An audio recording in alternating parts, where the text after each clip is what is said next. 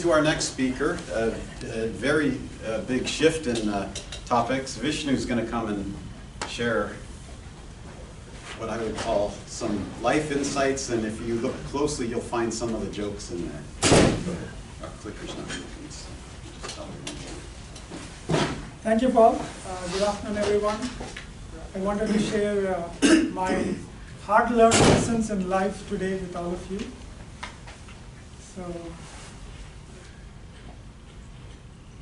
So what do you want to hear from me today?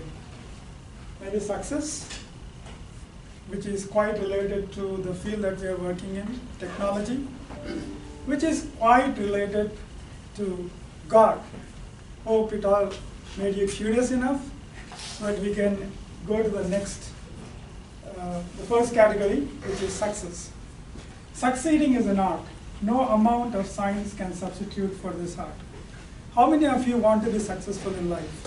I think everyone.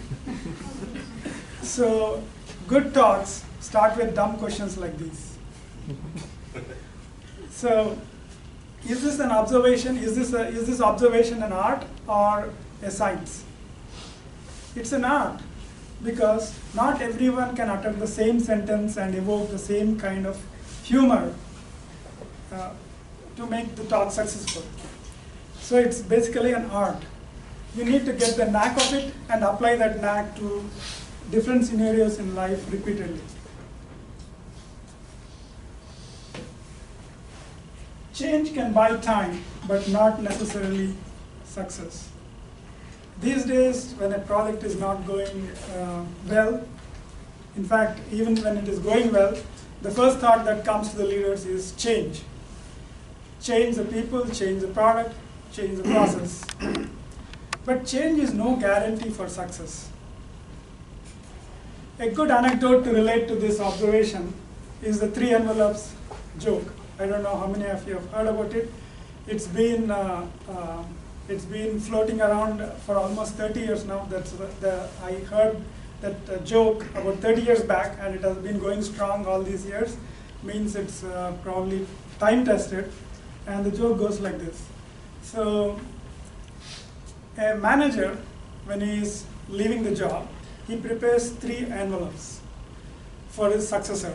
And he tells his successor, open these envelopes only when you're in trouble. So a few weeks go by and the successor gets in trouble. He opens the first envelope and it reads, blame your predecessor. He does that. Then a few weeks later, more trouble. So he opens the second envelope and it reads, reorganize. So he does that, he reorganizes. Then a few weeks pass by and then he gets into real big trouble. Now he has to open the third envelope. He opens the third envelope and it reads, prepare 3 envelopes for your successor. So change, it goes to show that change is no guarantee for success. It can buy time, but not success.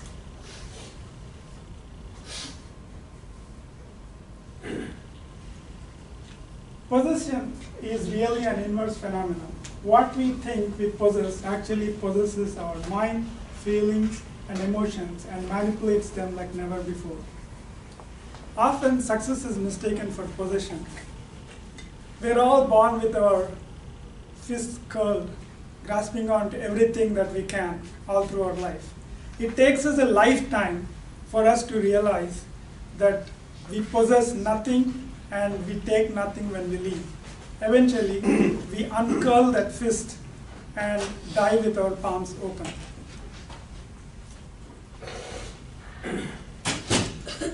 Math makes matters worth. Money makes matters worth. This has been particularly true in my life. All the achievements that I had, all the worthy matters in my life, I attribute them to math.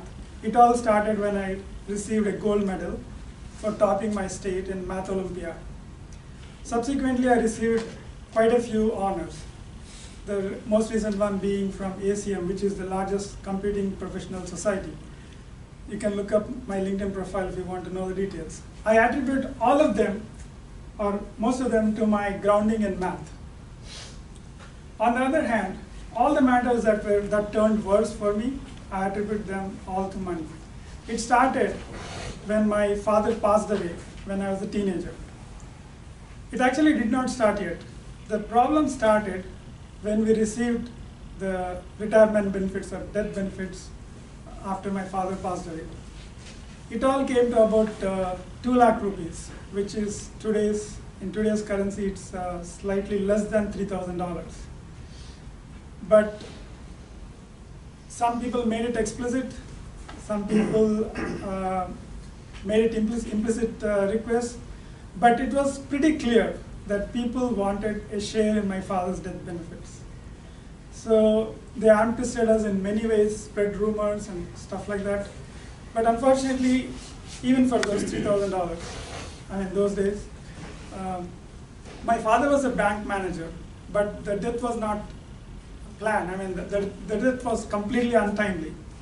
So the retirement benefits weren't substantial, and I was a teenager, my sister was younger to me, and my mother was a homemaker. So there was no way that we could actually part with the money at that stage.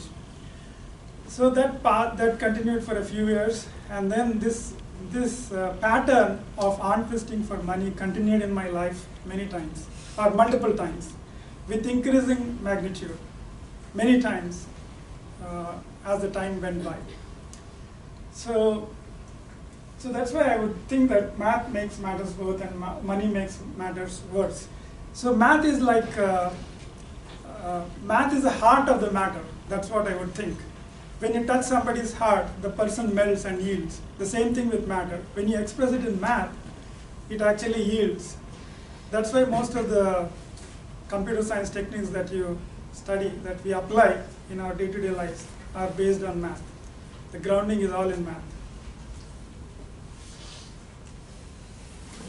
So that brings to my next observation, which is if sociology progressed at the same pace as technology, we would probably be having heaven on earth by now. Take the networking industry that we are in. It has grown in leaps and bounds. I don't know how many of you remember, there were days when the modems used to make that ugly sound and connect to the internet with some kilobits per second speed. So today we are in a position to watch movies on the internet. If you take the World Wide Web, in 1997, the entire World Wide Web was 88 terabytes, which can fit in 3.5 disk today, right? But today, the size of the World Wide Web is in exabytes, so which is 1 million times growth. Can we imagine money growing that many times, the value of money? In fact, the value of money is degenerating. Day by day, because of inflation and so many reasons, the value of money is just degenerating. And same with sociology. We are struggling hard to make sure that the generation does not fall back. We are actually degenerating in many senses. So technology, so sociology is no way in comparison. So every day we hear news in both categories. We hear scientists exclaiming, "We did it," and we hear lawyers who turned into politicians exclaiming, "I did not do it," right?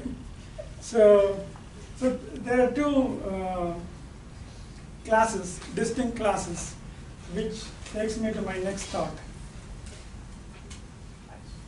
With experience, a scientist establishes many subtle truths, and a lawyer discovers how to safely establish oneself in gross lies, even when both are qualified with a doctorate. The same knowledge, I mean, it's still knowledge with both of them, but the application is so widely different. So we have heard of many recent incidents where lawyers were turned into politicians or Supreme Court judges or presidents behaving differently than the scientists. So just like every NP-hard problem reduces to the problem of circuit satisfiability, every tough problem in life reduces to the concept of God. So I don't know how many of you know about this NP-hard problem. It's a software concept NP-hard problem is one which cannot be solved in a polynomial number of iterations. So it takes a huge time, right? So if you want to say that a problem is NP-hard, we somehow show that it is a form of this problem of circuit satisfiability, which is already proven to be NP-hard. So that's the usual way we handle intractable problems in computer science. So I would think that the same thing applies to this tough problems in life. We worry, and finally what do? We just leave it all to God. So every problem, tough problem, reduces to the concept of God, which brings to my next thought. The omnipotent, omnipresent, and omniscient God is a mere concept, a psychological anchor, an abstraction for the synergy of all the universal entities combined. I indulge in deep rituals, and I can recite ancient scriptures by heart. But still, I believe in this, that God has no form, and whatever rituals, whatever practices, whatever scriptures that we recite are all tools to realize this synergy and make ourselves better. So there's really no magic in God. There may not even be a form, but it is an abstraction for the synergy of all universal entities combined.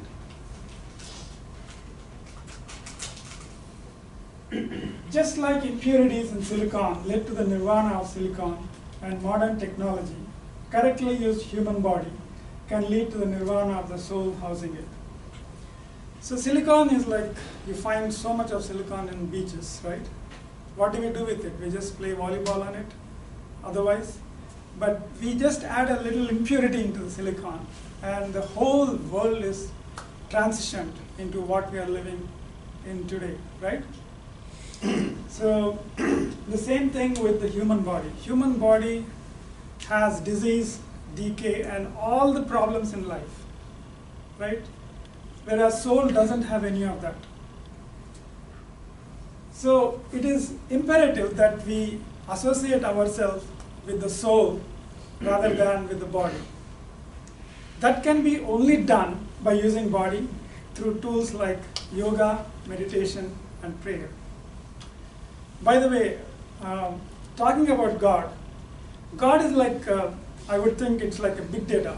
Whatever, we cannot realize big data without using tools, visualization tools, right?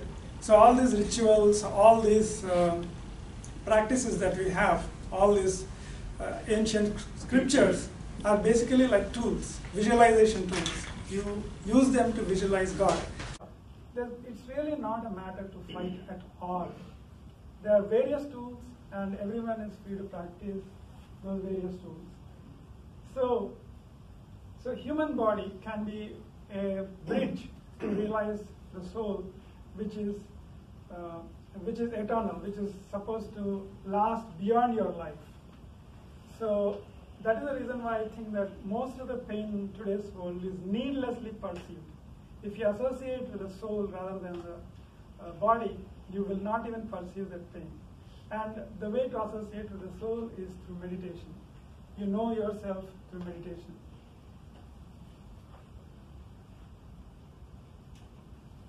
Ego should lie so low that nothing can show it lower. Spirit should fly so high that nothing can weigh it down ever. So, but the body does exactly the reverse. It delves in ego and completely forgets about the spirit, which is very wrong.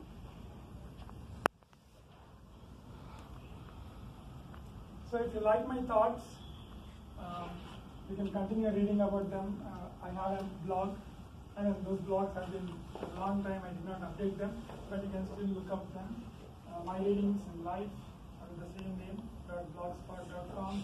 And if you want to know about me, you can look up my LinkedIn profile. And if you think that others should benefit from these thoughts, nominate me for a TED Talk on the TED website.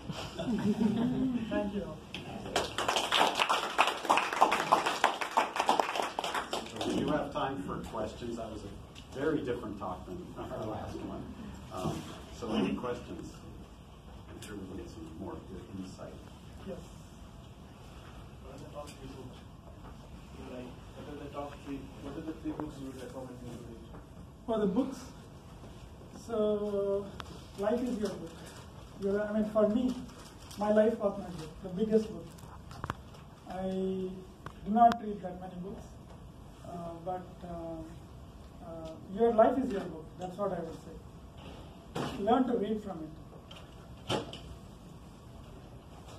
Now, how many people saw the great joke about lawyers in that talk? It's the most elegant way to say that lawyers aren't here to misuse the truth. So we had another question back. When you observe something, right, so you are taking that and nicely framing and saying that that is your reading of life. But how do you say to the audience here, like when you observe, when they observe something, how do they put it in the right thought and the right way? Oh, that's a good question. So you want to basically give a talk like this? Definitely, I'm getting inspired now. Yeah. So, I mean, first thing is your thought needs to be really very deep. And the depth will come with paint. That's usually the case. And the other thing is, like I said, connect with your soul. I mean, soul is very deep. So connect with the soul. The way you can connect with the soul is through this meditation and doing nothing, basically. If your mind is cluttered, you will not be able to observe the subtleties of life. So try to relax your mind and try to gain the deeper insight into everything that you observe. So I'm not one of them, but how do you convince the atheists on the topics that you mentioned? So Paul, I can share this, I guess. Paul is an atheist. Okay. So I convinced him. I don't know about that. Lawyer here, scientist. So you have to basically realize the importance. You first get into it. I mean, there are quite a few people. I used to go to this meditation camps a few years back, and there were total atheists and total non-believers at all in these techniques. They're not really techniques, they're way of life, but they call it techniques, which is fine with me. So they come to these meditation camps very reluctantly. Why? Because your wife pushed them or whatever. But once they start doing it, they would tell their spouses that they may be going back in a day or two, but they spend all 10 days. Once you start encroaching, start getting into it, you will feel the depth in it, and feel the greatness in it. So, maybe I will tell you one other thought to convince you. You take body, I mean, we are talking about two distinct things, right? Spirituality and the other is materialism and body and so on. So you take body, its instincts are completely wrong, right? When you are hurt, what does the body do? It becomes weak, it gets depressed. Whereas when such things happen, like when there is trouble, your body should actually become strong and your mind should become even stronger. Whereas the body reacts in exactly reverse way. So to get over those kind of things, I mean, that's how it all started with me. I started becoming weak. I was hit by so many troubles in life that some people who took maybe 10% of my troubles could not even stand. They became insane or got into different kinds of problems. So one of the things that helped me is this. So I started connecting myself with the spiritual aspects of life. So it's a lot of instincts. Like whatever body does is really wrong. So you can transcend the body only through these techniques. I would not like to call them techniques, but at least to convince people who are not yet initiated into it. Probably that's the way to look at it, as techniques. But they're really ways of life, which you will really realize when you get into it.